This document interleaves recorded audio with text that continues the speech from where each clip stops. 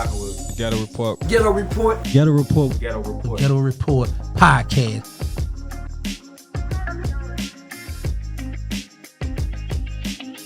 You think we headed for another crisis here? I'm the wrong guy. I don't know. Because Things are tough in the city of Boston. It's going to be tough because we're losing $1.7 billion of commercial tax revenue, money that supports city services.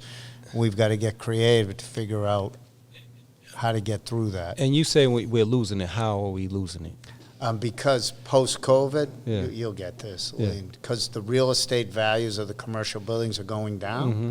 So there's less tax. Because the valuations are going down, they're looking for tax abatements. They pay less to the commercial taxes to the city.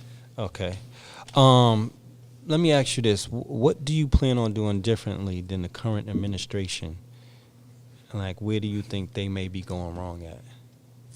Well, it's interesting. One of the things I hear in every single neighborhood, Lean, from it doesn't matter, socioeconomics, race, ethnicity, religion, whatever the neighborhood, I hear the same thing. People don't feel connected to the city. They don't feel heard. They don't feel listened to.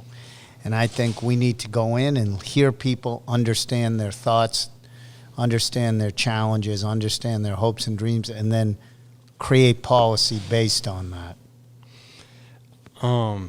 It's crazy that you said that, because when we was walking around Common Square last week, one of the people that said it, the lady in the car, she said she's not heard. She's been calling down there, and she's no answer. She had more descriptive words, but we can't say those words. But it's crazy that you say that, and a lot of people do feel that way. Yeah, I've heard it in a lot of communities. Yeah.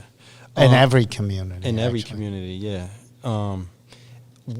Are they not being heard on the housing portion of it, or I just think on neighborhood issues, or they just feel like when people from the city come, it's just to check a box. Okay, we went to the meeting, instead of really having back and forth and discussion about issues. You can't make everybody happy. We know that. You can't make everybody exactly.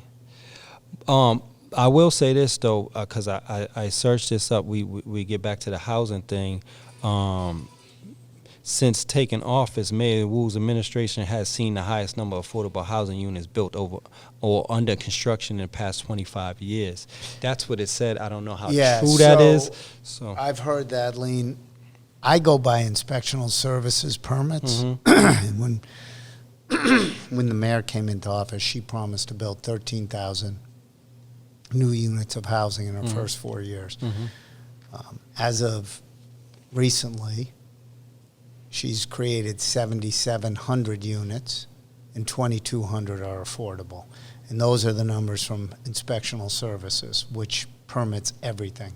So I think on some of those affordable, the city's just invested in some public housing units or taken over some that were already being used anyway, but then the city has financially gotten involved with them, so in that way they could say they created new house, but that housing was already there. it was already there. Yeah. Okay.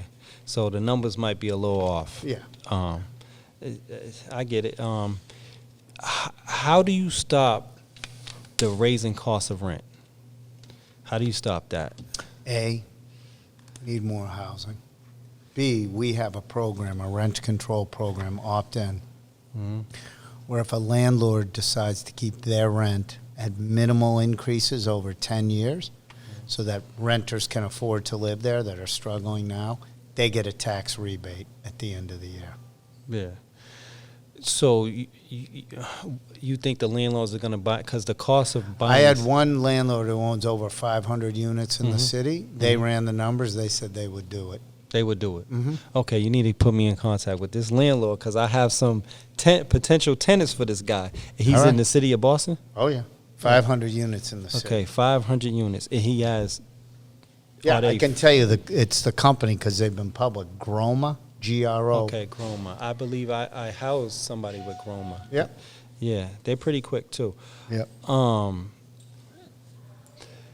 What about, a lot of, because the city of, I love my city, right? I think this is the best city in the world.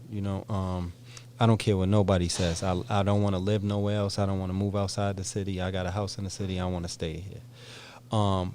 But I see it every day in the cost to move.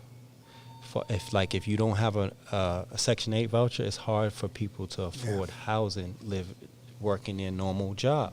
Yeah. So when they move, they got to pay for first, last, security broker's fee. Yep. How does this, how do you tell somebody to come up with $10,000-$12,000 just to move? No, we've got to make housing more affordable. Yeah. That's it. Yeah, that's creating housing. We mentioned our rent control program. We're also those 26,000 units that I mentioned that can't get built, that we would incentivize to get built. They come with 100 to 125 million in tax revenue, and we would create a first-time home buyer program that increases more people would be eligible for it, because there's a lot of folks who don't make enough money to buy a house, but they don't qualify for programs. We would increase the eligibility requirements. Okay. Yeah, that's good. Another thing we have issues with here, too, is parking. So do you hear those complaints? Yeah, a lot. Yeah. So when, like a new construction, how does that factor in with parking? I'm caught up in this fast life. Every morning that I pray.